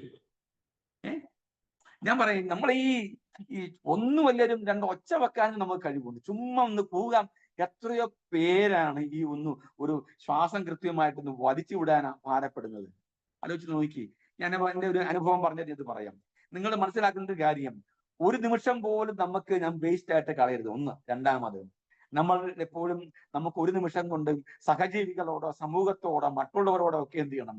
ഒരു വിധേയത്വവും ഒരു കടപ്പാടും ഒക്കെ ഉള്ളവരായിട്ട് ജീവിക്കണം. ഒന്നും അല്ലേലും ദൈവത്തോടെങ്കിലും എപ്പോഴും ഒരു നന്ദി പറയാൻ നമുക്ക് കഴിയണം. ഒരു നേരത്തെ ഒരു ശ്വാസം ഒന്ന് വലിക്കാൻ, നഖത്തേക്കൊന്ന് വലിക്കാൻ, ഒന്ന് ഉച്ഛസിക്കുവാനും നിശ്വസിക്കുവാനും കഴിയാതെ ഈ വെന്റിലേറ്ററിന്റെ സഹായത്തോടു കൂടി കഴിയുന്ന, ഓക്സിജൻ സിലിണ്ടറിന്റെ സഹായത്തോടു കൂടി കഴിയുന്ന, പേസ് മേക്കറിന്റെ സഹായത്തോടു കൂടി കഴിയുന്ന എത്രയോ പേര് നമ്മുടെ സമൂഹത്തിലുണ്ട്. ഒന്നും അല്ലെങ്കിലും നമുക്കൊന്ന് ശ്വസിക്കാനെങ്കിലും പറ്റുന്നില്ലേ? കോവിഡ് വന്നപ്പം ഭയങ്കര അതിഭീകരമായ കോവിഡ് വന്ന വ്യക്തിയെ ഞങ്ങളുടെ ഫാദർ കോവിഡ് വന്ന് മരിക്കുകയായി. ഞാൻ കഴിച്ചും പറഞ്ഞല്ലേ, ഞാൻ 10 ദിവസം കൊണ്ട് 14 സിലിണ്ടർ വലിച്ചു തീർത്താണ്. 10 ദിവസം കൊണ്ട് 14 സിലിണ്ടർ. ഒരു ദിവസം കോവിഡ് ഭീകരമായി. ഞങ്ങളുടെ ഫാദർ കോവിഡ് വന്ന് മരിച്ചപ്പോൾ ഞങ്ങളുടെ മെഡിക്കൽ കോളേജിനകത്തായിരുന്നു.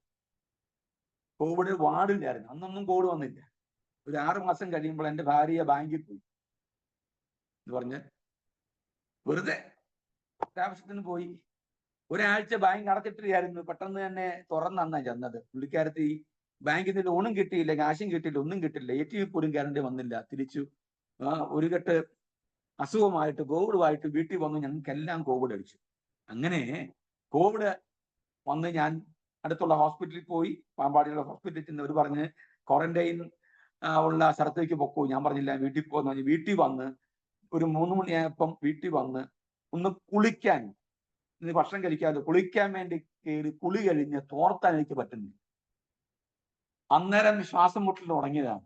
ആ ഒരു 4 മണിക്ക് ആ ശ്വാസം മുട്ടല് ശരിക്കും ശ്വാസം വലിച്ചു വിടാൻ കഴിയാതെ ഭാരപ്പെടാൻ തുടങ്ങി. കോവിഡ് എങ്ങനെ പോകും?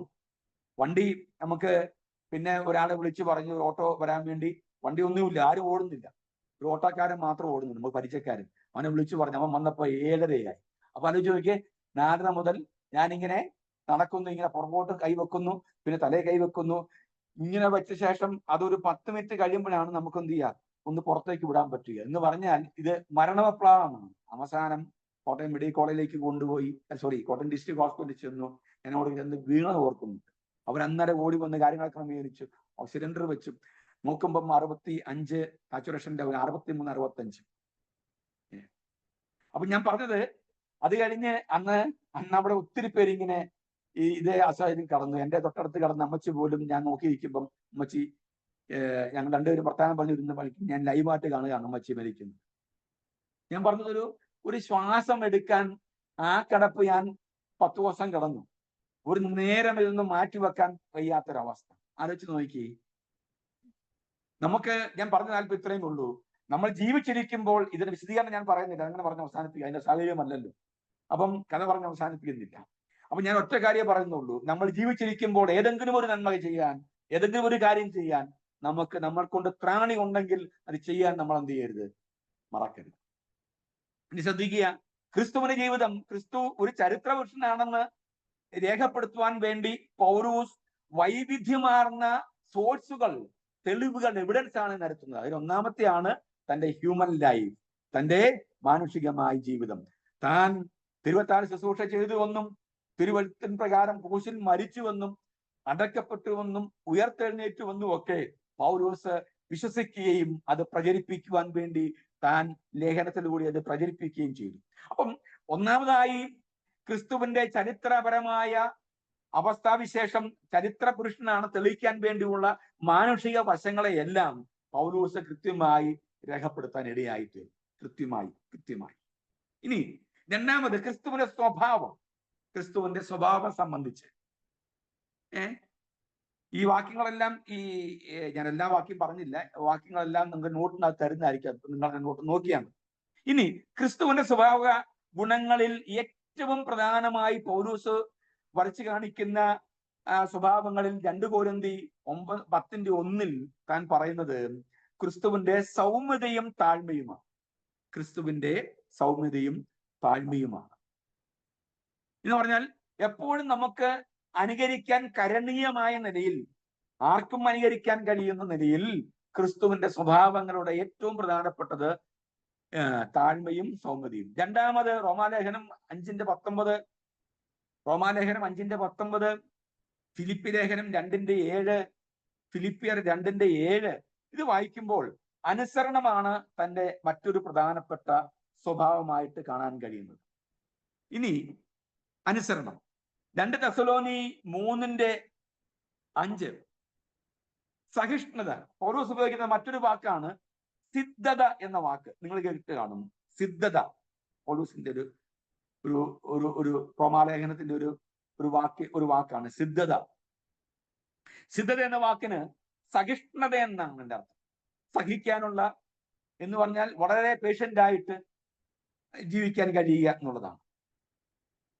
ഇനി നമ്മളൊരു കാര്യം മനസ്സിലാക്കേണ്ടത്, ഒരു ക്രിസ്തീയ ജീവിതത്തിന്റെ മഹത്വത്തിന്റെ വിശദീകരണമാണ് ക്രിസ്തുവിന്റെ സ്വഭാവത്തിന്റെ വിശിഷ്ടമായ ഈ വിശദീകരണം എന്ന് പറയുന്നത്. സഹിഷ്ണുത 2-ാം അധ്യായത്തിൽ 2 കൊരിന്ത്യർ 8:9 കൃപ, 8:35 റോമാലേഖനം സ്നേഹം. ഇത്രയും കാര്യം അവിടെ നിൽക്കട്ടെ. ഞാനിത് ഈ സഹിഷ്ണുത വിശദീകരിക്കാം. ശ്രദ്ധിച്ചേ, നമുക്കെല്ലാം നമ്മളിലൊക്കെ സജീവമായി ഉണ്ടാകേണ്ട, അല്ലെങ്കിൽ ഒരു ക്രിസ്തു വിശ്വാസിയിൽ ഉണ്ടാകേണ്ട, ക്രിസ്തു ഭക്തനിൽ ഉണ്ടാകേണ്ട, ഒരു സുവിശേഷകരിൽ ഉണ്ടാകേണ്ട ഏറ്റവും പ്രധാനപ്പെട്ട കാര്യമാണ് എന്ത്? ഈ സഹിക്കാൻ സിദ്ധത എന്ന് പറയാ. സ്ഫുടം ചെയ്തെന്നർത്ഥം. സ്ഫുടം ചെയ്തത് എന്ന് പറഞ്ഞാൽ ഒരു ലോഹം നമ്മൾ എന്ത് ചെയ്യാൻ തീയിലേക്ക് വലിച്ചെറിയുക. സ്വർണം തീയിലേക്ക് വലിച്ചെറിഞ്ഞിട്ട് അത് നന്നായി വെന്ത് പഴുത്ത് നന്നായി തീക്കകത്ത് നന്നായി കിടന്ന് അതിന്റെ കീടമെല്ലാം മാറിയ ശേഷം പുറത്തേക്ക് എടുത്ത ശേഷം നമ്മൾ കൊടുത്ത ആ സ്വർണ്ണക്കെട്ടി തട്ടാൻ എന്ത് ചെയ്തു? അല്ലെങ്കിൽ ഉണ്ടാക്കുന്നയാള് ഈ തീക്കകത്തിട്ട ശേഷം നമ്മൾ പറഞ്ഞു കൊടുത്തൊരു പ്ലാൻ ഉണ്ട് അദ്ദേഹത്തിന് മനസ്സിൽ. അതനുസരിച്ച് മനോഹരമായ ഈ ആഭരണം എന്ത് ചെയ്യും? എടുത്ത് ഉണ്ടാക്കി നമുക്ക് തരും. ഇത് ശ്രദ്ധിച്ചേ, 1 കിലോ കട്ടി, 1 കിലോ സ്വർണ്ണക്കട്ടി, നമ്മൾ അതുപോലെ ഇരിക്കുന്ന കട്ടി നടുക്കൂടെ ഒരു കിഴുത്ത മാത്രം ഇട്ട ശേഷം ഒരു വലിയ കയറോ അല്ലെങ്കിൽ ചാക്കുനൂലോ ഒരു റിബണോ എന്തെങ്കിലും ആയിക്കോട്ടെ അതിനകത്തോട്ടിട്ട ശേഷം ഞാൻ അതെന്റെ കഴുത്തെ കെട്ടിയിട്ട് വലിയ അഹങ്കാരത്തോട് കൂടി ഇട്ടിരിക്കുന്ന ഈ ഡ്രസ്സിന്റെ മുകളിൽ ഇട്ടിട്ട് ഞാൻ ഇട്ടുകൊണ്ട് നടന്നാൽ ആളുകൾ എന്ത് പറയും? നല്ല പയ്യനായിരുന്നല്ലോ, വലിയ കാണാൻ വലിയ കുഴപ്പമൊന്നുമില്ല, പക്ഷെ എന്നെ ചെയ്യാനെന്ന് പറഞ്ഞു, പുള്ളിക്ക് മാനസികമായിട്ട് എന്തോ ബുദ്ധിമുട്ടുണ്ടെന്നാ തോന്നുന്നു എന്ന് പറയും അല്ലേ? എന്ന് പറഞ്ഞാൽ ഈ ഒരു സ്വർണമായിരിക്കുമ്പോൾ അതാരും നമ്മൾ ആ നിലയിൽ ഉപയോഗിക്കുകയില്ല. എന്ത് ചെയ്യും?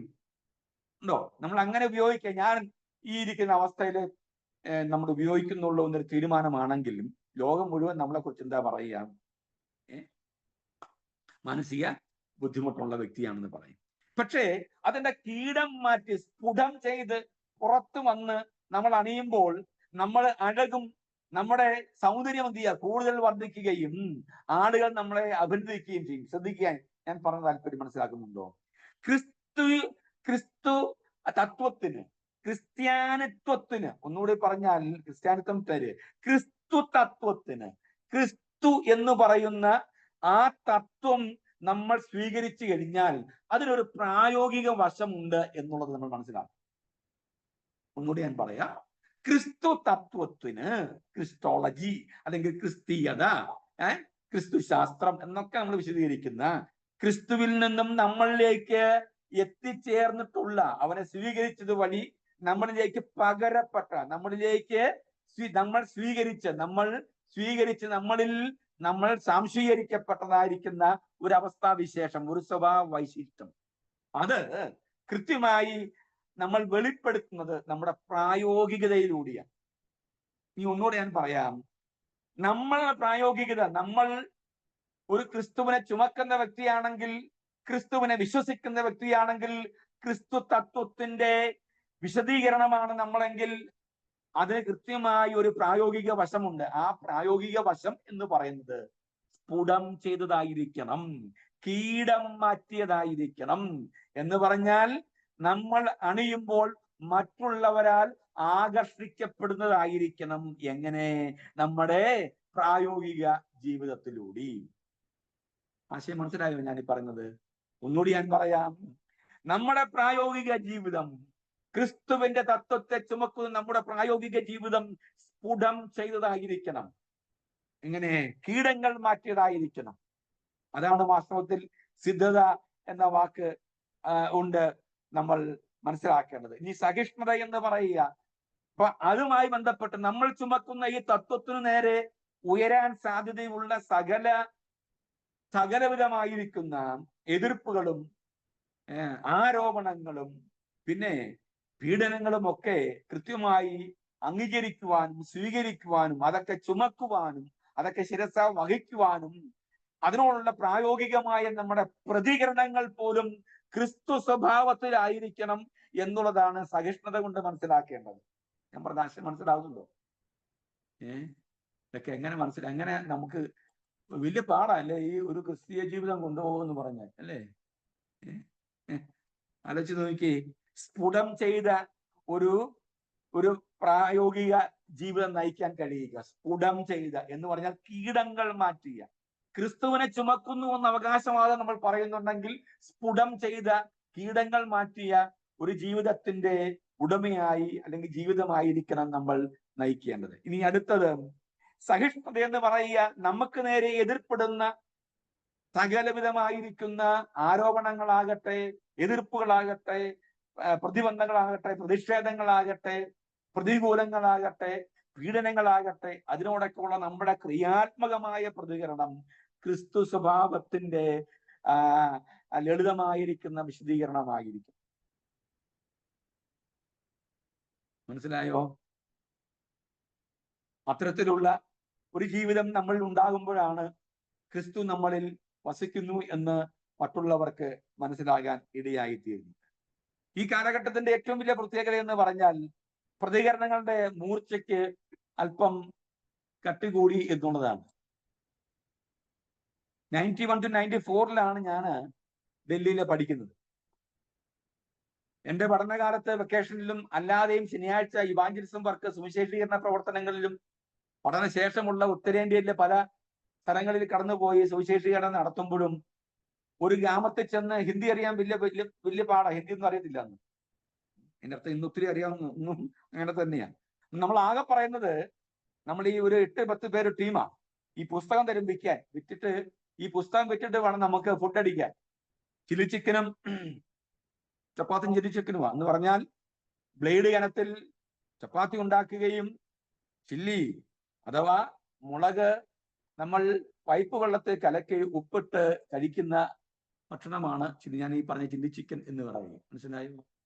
ഈ ശ്രദ്ധിച്ചേ, നമുക്ക് അറിയാവുന്ന ഹിന്ദി അച്ഛാ കിതാബ് 50 പൈസ വേണേ ലേലോ വേണ്ടേ ദേദോ, വേണോ ദേദോ വേണ്ടേ ദേദോ എന്നുള്ളത് സാധനം സ്പീഡിൽ പറയും. അച്ഛാ കിതാബ് 50 പൈസ വേണോ ലേലോ വേണ്ടേ ദേദോ. അപ്പം ദേദോ ലേലോ എന്നുള്ളത് അവർക്ക് മനസ്സിലാകും. അപ്പൊ നമ്മൾ വിൽക്കുന്നത് സ്നേഹ സന്ദേശം, പ്രേം സന്ദേശം.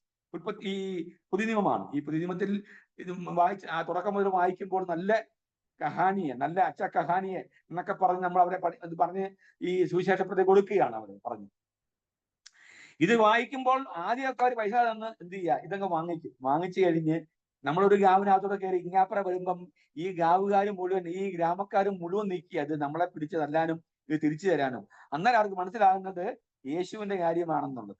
പിന്നെ ഷർട്ട് വലിച്ചു കീറായി, പിന്നെ നമ്മൾ കൊണ്ടുപോയി സഞ്ചി പിടിച്ച് കീറലായി, പുസ്തകം കത്തിക്കലായി, അടിയായി, പിടിയായി, ഇതെല്ലാം നടക്കും. മനസ്സിലായോ?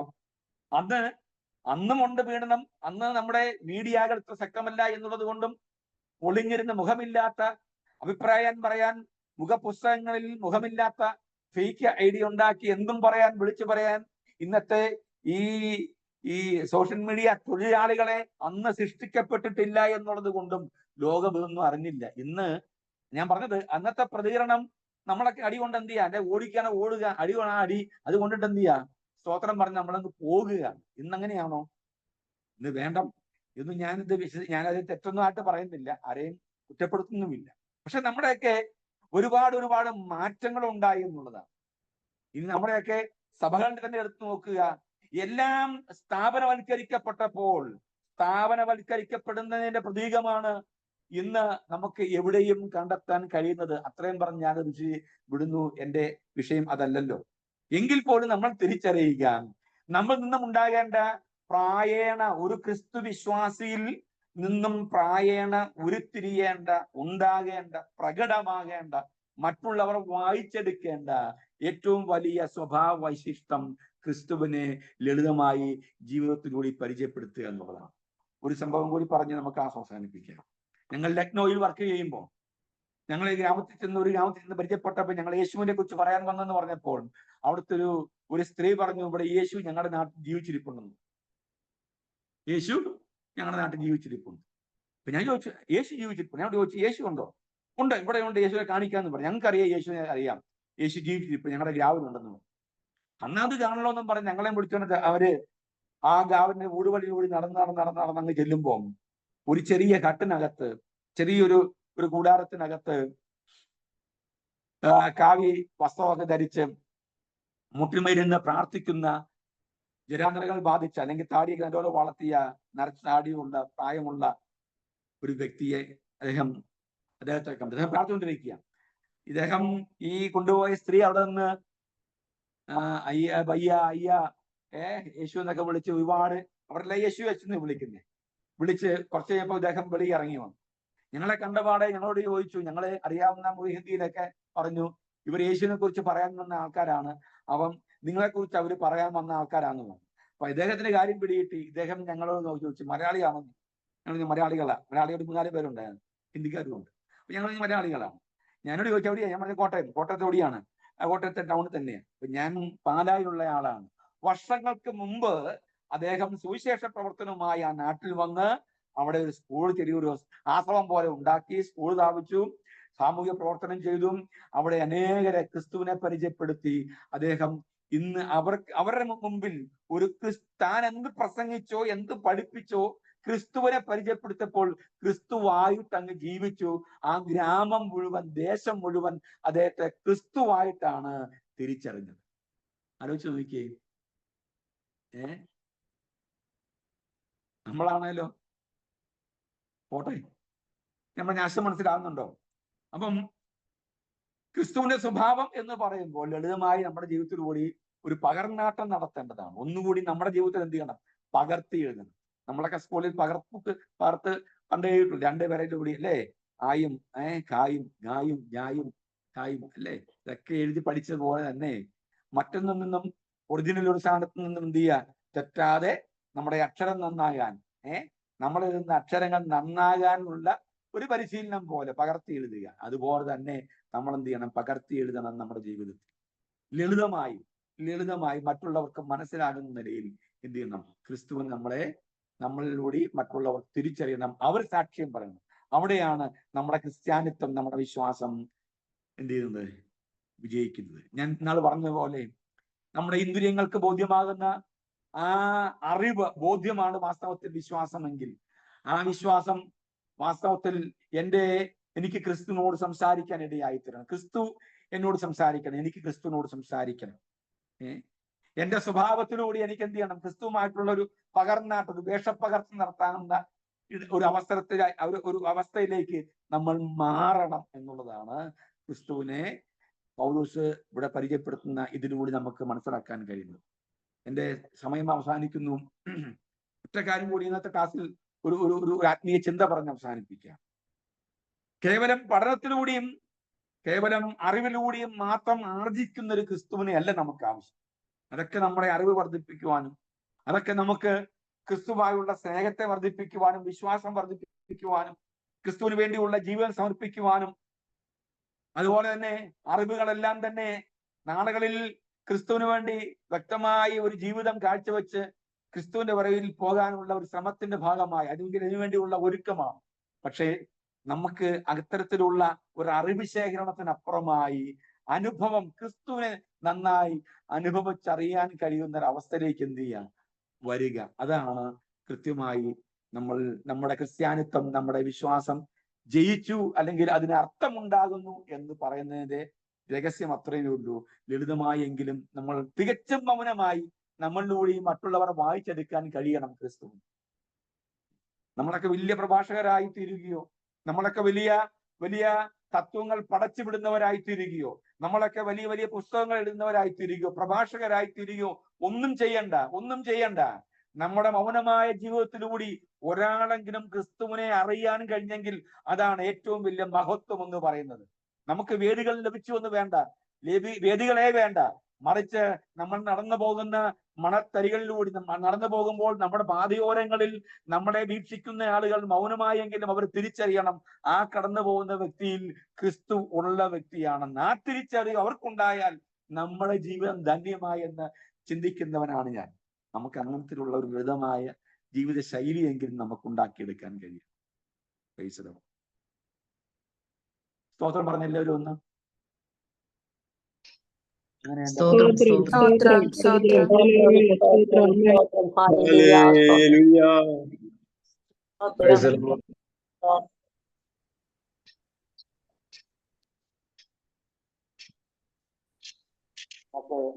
എങ്കിലും ക്രിസ്തുവിനെ പരിചയപ്പെടുത്താൻ ഇടയായി തരണം.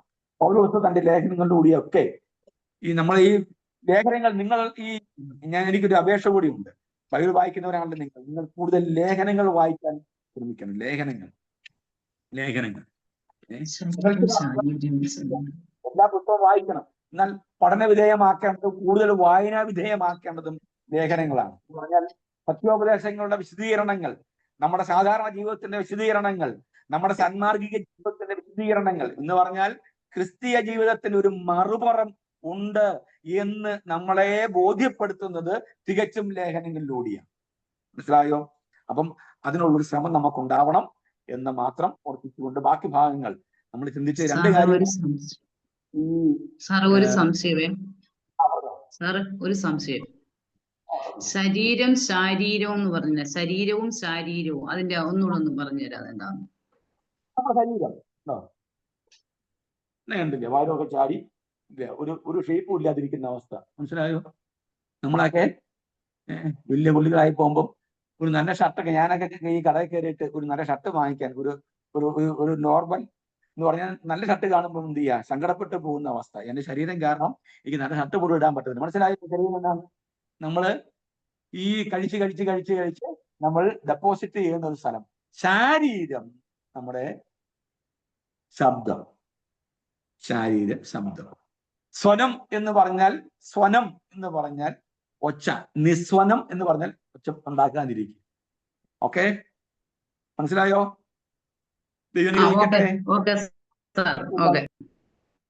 രാവിലെ നമുക്ക് നോട്ട് തരുന്നതായിരിക്കും. ദൈവം നമ്മെ ധാരാളമായി അനുഗ്രഹിക്കുമാറാകട്ടെ. ഷാജി പാസ്റ്റർ ഉണ്ടോ? ഉണ്ടല്ലോ. എന്നാ പ്രാർത്ഥിപ്പിച്ചൊന്ന് നിർത്തിയേക്കാം please. Okay, praise the Lord. ഇന്ന് രാത്രികാലം നമ്മുടെ വചനം പഠിപ്പിച്ച കർത്താവിന്റെ ദാസൻ പാസ്റ്റർ ഷാജൻ പാറക്കടവിനായി കർത്താവിനെ സ്തുതിക്കാം. വളരെ ആധികാരികമായി ക്ലാസ്സുകൾ എടുക്കുവാൻ കർത്താവിന്റെ ദാസനെ ദൈവം സഹായിച്ചതോർത്ത് നമുക്ക് കർത്താവിനെ മഹത്വപ്പെടുത്താം. ഇന്ന് രാത്രിയിൽ കർത്താവ് നമ്മളെ വീണ്ടും സഹായിക്കട്ടെ. ദൈവവചനം പഠിച്ച എല്ലാ ദൈവമക്കളെയും കർത്താവ് അനുഗ്രഹിക്കട്ടെ. ഇന്ന് രാത്രികാലം വളരെ പ്രാർത്ഥനയോടും പ്രത്യാശയോടും കടന്നു പോകാം.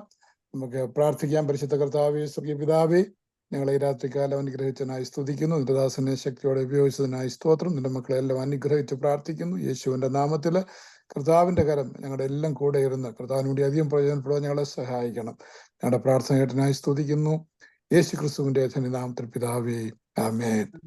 പിതാവായ ദൈവത്തിന്റെ സ്നേഹവും പുത്രനായ ക്രിസ്തുവിന്റെ കൃപയും ആശ്വസിപ്പിച്ച് വഴി നടത്തുന്ന വിശുദ്ധാത്മാവിന്റെ സംസർഗം കൂട്ടായ്മയും കാവലും നമ്മൾ ഓരോരുത്തരുടെ കൂടെയും നമ്മൾ പ്രാർത്ഥിച്ചുകൊണ്ടിരിക്കുന്ന എല്ലാ വിഷയങ്ങളോടുകൂടെയും നമ്മുടെ ബൈബിൾ കോളേജിനോട് കൂടെയും കടന്നു എല്ലാ ദൈവമക്കളോടും വചനം പഠിപ്പിച്ച കർത്താവിന്റെ ദാസനോട് കൂടെയും ഇന്ന് പറയുന്നതിനും കർത്താവിന്റെ വരെയും ഉണ്ടായിരിക്കുമാറാകട്ടെ. ക്രിസ്തുയേശുവിൽ ഞാൻ കർത്താവിനെ നമുക്ക് നന്ദിയോടെ സ്തുതിക്കാം. Hallelujah, hallelujah, hallelujah. കർത്താവേ അങ്ങ് പറയണം. God bless you. Have a wonderful night. Tomorrow നമുക്ക് നമ്മുടെ ചാപ്പൽ സർവീസ് ഉണ്ടായിരിക്കും. എല്ലാവരും കടന്നു വരിക, മറ്റുള്ളവരെ ഉത്സാഹിപ്പിക്കുക.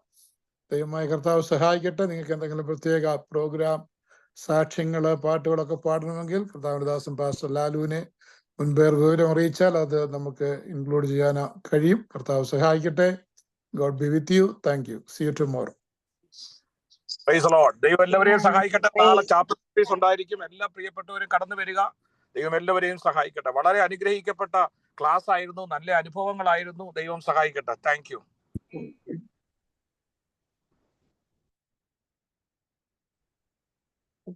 Praise the Lord.